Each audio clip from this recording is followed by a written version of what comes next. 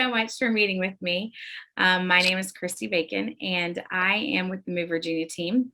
And we're just a small team of realtors that love to serve our community and just hear about what amazing things people are doing in our community. And we found Nolef Turns and thought, what an incredible organization that is trying to do some amazing things, something different than what we've heard and seen in the past few months of when we've interviewed nonprofits. So I was wondering if you could introduce yourself and just give us a little bit of information about the organization and maybe some history as well. Okay. Well, I am Sheba Williams. I am the founder and executive director. We started Nolef Turns at the end of 2015 because my husband and myself were directly impacted by incarceration. I lived in Tidewater for 10 years. I'm born and raised in Richmond. I'm from the city. I went back to school in 2003, ended up stuck there like most college people do. I got fired from a job because of a criminal record. And I ended up being an entrepreneur. I'm a barber stylist by trade, loctician, hairstylist, all the things. But while I was a barber, I met all these people who had felony convictions, who were struggling with different things like jobs and housing and education and having contact with their family, getting custody of their kids, things like that. So in 2012, I moved back home when my grandfather got sick. My now husband, was released from prison. He was incarcerated at the age of 15 and tried as an adult and sentenced to 74 years. It wasn't until he got inside that he learned the law and ended up being released back home to Richmond. So we put in over 1,000 job applications between the two of us and did not get one single call back. And I was like, we have to do something. That's how Nolef Turns was started. We were angry. We were like, what do we do? How do we help people who are going through things like ourselves? And then 2016 happened. There was a fight over voter registration for people who had been disenfranchised. Virginia is one of like 3 states who permanently take away a person's right to vote. So we got involved with voting rights, and we are pushing, like still fighting today for universal suffrage for people, because if you look at the history of voter disenfranchisement, it is not about public safety, it is about racism and controlling the population of people from being able to participate in the civic process. So we're still fighting for universal suffrage 6 years later, Yeah. version, right? That's amazing. Okay, so you guys actually have a couple, it's kind of twofold here. So advocacy came as a result of what your original idea and mission was. So the two have kind of meshed together. So what would you say is your mission and vision at this point? Our mission is to advocate and work alongside individuals who have contact with the criminal legal system. Our vision is to decarcerate, is to break down the barriers of the systems that have plagued our communities for years. Locking people in cages is something that we don't believe in. We believe in accountability, but we think that the way that Virginia uses incarceration as a tool for revenue is morally wrong, and we could do better by the people in our community. So many people face incarceration because of lack of resources. So we try to be that entity that makes system-wide change so that we don't have to keep spinning our wheels trying to figure out how to support people on a smaller scale. If most people that we work with who are coming out of incarceration face what seems like insurmountable like barriers. Right. At every turn, there's no, you can't work here. No, you can't live here. No, you can't get this professional licensing. There's a 20-year look back period with the licensing process. I lost my barber's license for 16 months because of a conviction that was 16 years old. And it's like, I've been in the community. I have a Styles for Grades program that rewards kids for getting on a roll like every quarter. I've never had an issue with any of my customers. And the thing that you want to talk about is the conviction from 16 years ago. Right.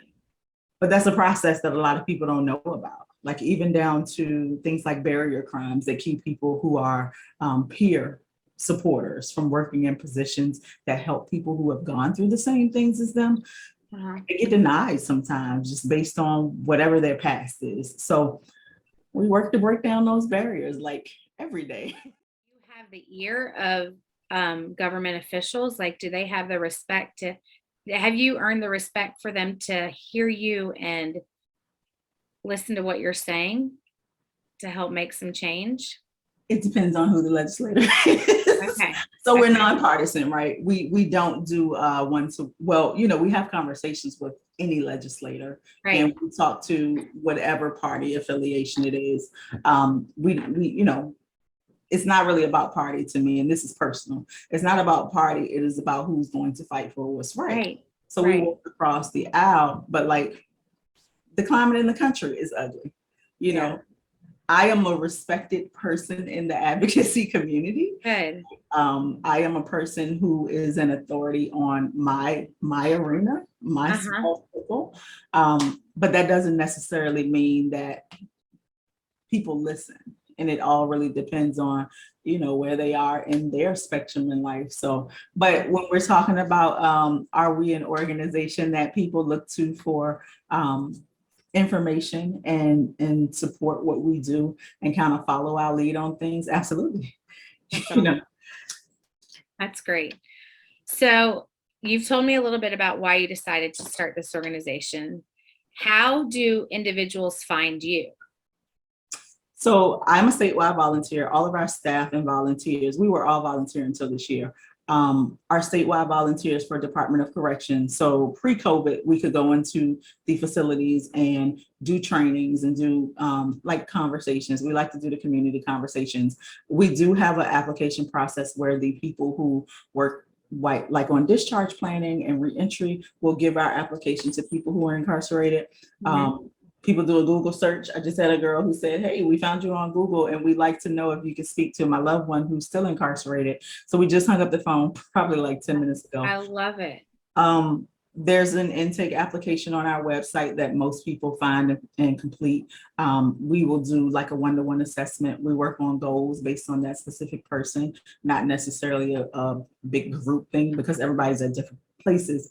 But social media is big. A lot of people say, hey, we found you on social media.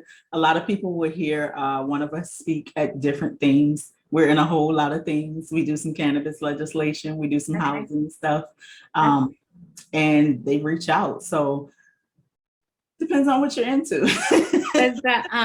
Do the jails use you all as well, advocacy wise for the families? Like if a family member comes to someone there, a counselor? It is unique. We specifically, I'm about to lie to you. We specifically focus on reentry for people who are being released from Department of Corrections, and there is a reason why.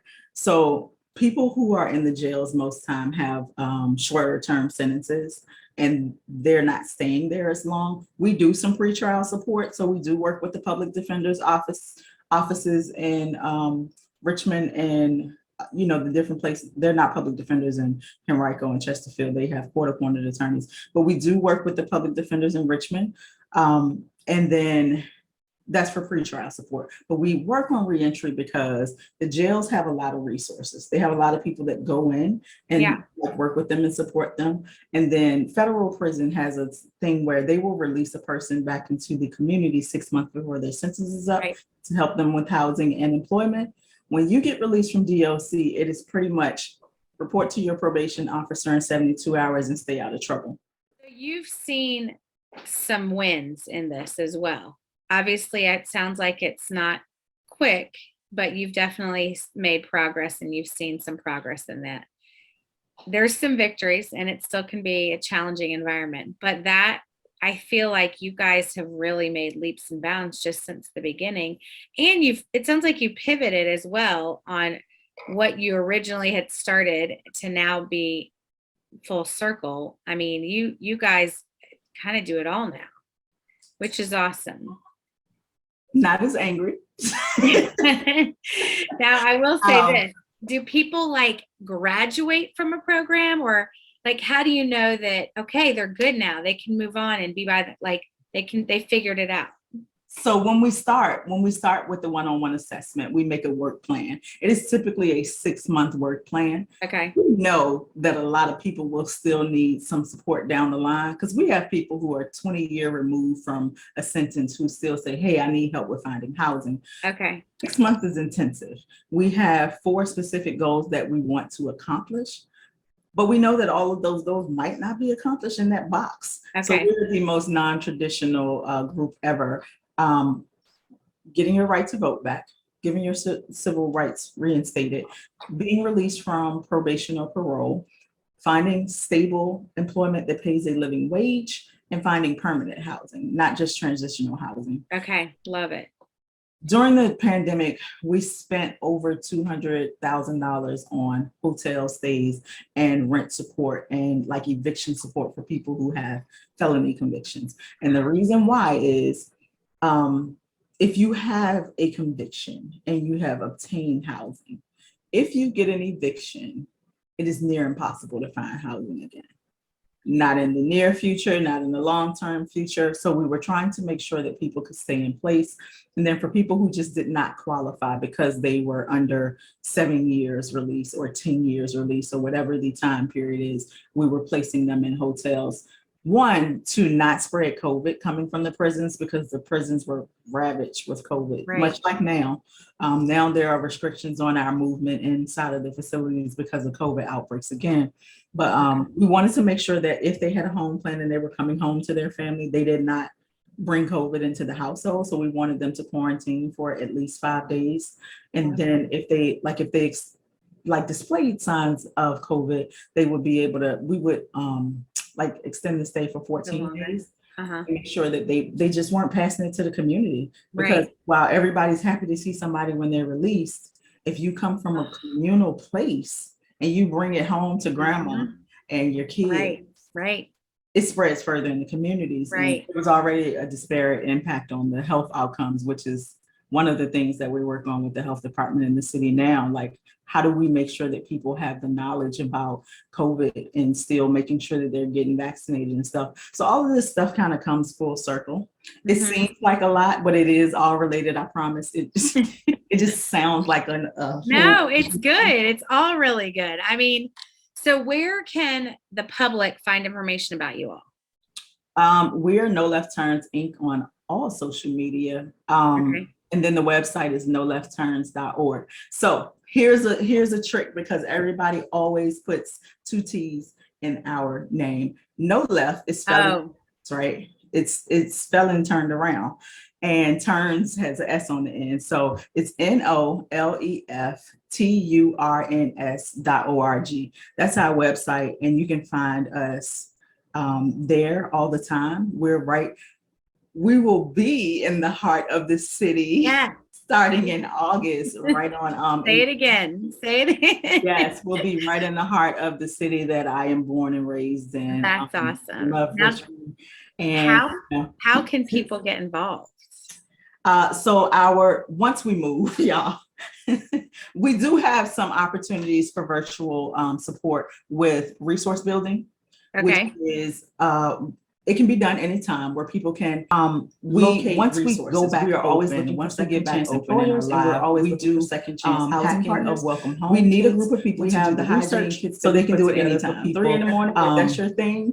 We need a social media thing. Don't call me or 7. But we have a shared Google sheet that we all work on. We have like split up by zip code to put resources that, but like there are some specific, and then we have people who can do volunteer opportunities. We share a script where they can call these resource partners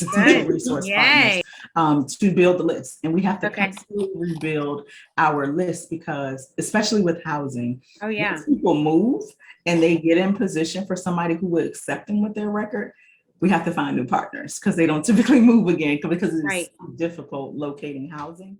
Well, that's wonderful. Well, I appreciate your time, and we would love to support you guys in whatever we can. Obviously, what I heard was housing because of being a realtor and just seeking out partners who would support your clients in their rehabilitation, because I think that's a really important thing.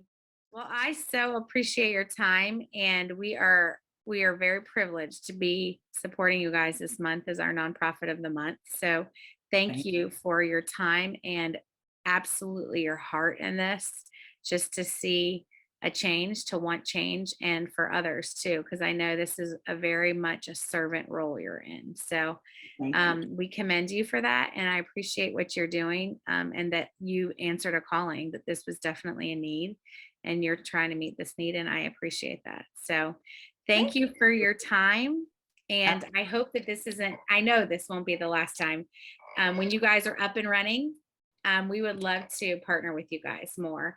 And now that we know like the housing piece, how important and critical that is, we'll definitely talk more about that because I think that's a part that a role we can play in this for sure.